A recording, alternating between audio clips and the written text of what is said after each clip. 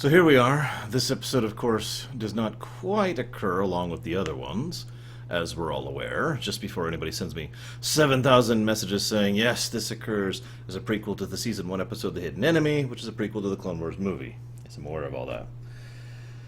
I've often wondered about the specifics of why they did that. Yeah, I mean, I know the stated reason. The idea of, we want to go ahead and have a situation where we don't have the money or the experience or the renders done, designed, mapped. So we're going to just go ahead and try to do relatively cheaper and easier stuff early on so that we can focus on those stories later. Literally telling stories out of order, it's always a little bit hesitant. That's the kind of thing that, to be blunt, I don't like when a TV show does. Yeah, I know Firefly did it too, and I know several other TV shows have done it too. I just don't enjoy that concept, me personally. I also find this episode to be kind of crap. Sorry, I don't want to sound so negative. I mean, obviously this is basically the first episode of the Clone Wars, technically.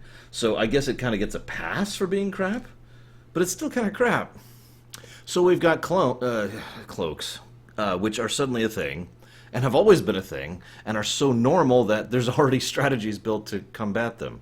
Also, apparently cloaks are only useful on larger ships, and are the kind of thing that people can casually talk about them as if they're normally used for cruiser-sized battles, so okay.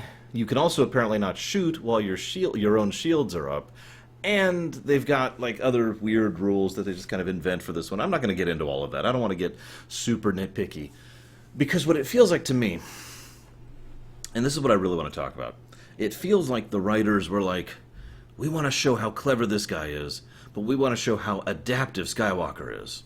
So they invent the rules. And with an invented scenario, locked in with its own little box, this would have worked. It's the advantage of when you don't have continuity in a show, or a work in general. When you could just say, this is how this works. And because you have said that's how that works, that's how that works. You have now established continuity, basically, within your own episode. What I usually mentally refer to as the Twilight Zone methodology. And it's got to be so frustrating, admittedly, for a writer to sit down and be like, okay, I want to make this Admiral brilliant and ruthless, but I'm not really sure how to do that. So I need this situation to happen. And it feels like each additional addendum or each additional little puzzle piece was just something that they threw together to try and get from point A to point B as quickly and efficiently as they could, to get back to the real point of the episode, which was all about showing how Skywalker is way better than anyone gives him credit for. Or something, I don't know. And while I feel for those writers who have this problem, I do have to, it doesn't make it better. It just means I sympathize.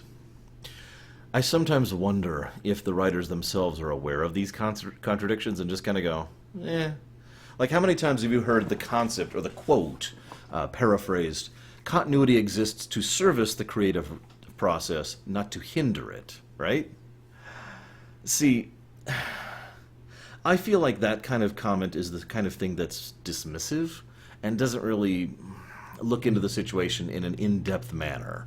Because yes, obviously, changing the status quo is a good thing.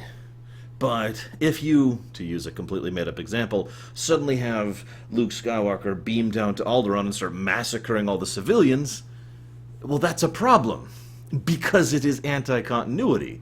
The writers wanted to tell that kind of story. Okay, maybe they should think about writing another story, because that is so contradictory. Oh, but the continuity doesn't exist, etc., etc., etc. You see the problem. Now, that is, of course, an extreme example.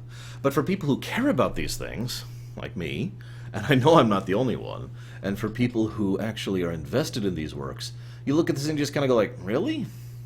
And it hurts that all-important feeling of immersion and suspension of disbelief. Both of which are things that we want. We want to be immersed, and we want to suspend our disbelief, and we want to be there and with it. We want it to be believable. Believable does not mean realistic, as I've said so many times, but we want it to be believable. We want it to be self-consistent. And when it isn't, it's just, okay. I can't tell you how many discussions about technology or cultures or politics within Star Trek I've had with friends where we've had to ignore entire episodes that so starkly disagree with most of the rest of the show because of this lack of continuity problem. Anyways, I don't have much else. I'll see you around, guys.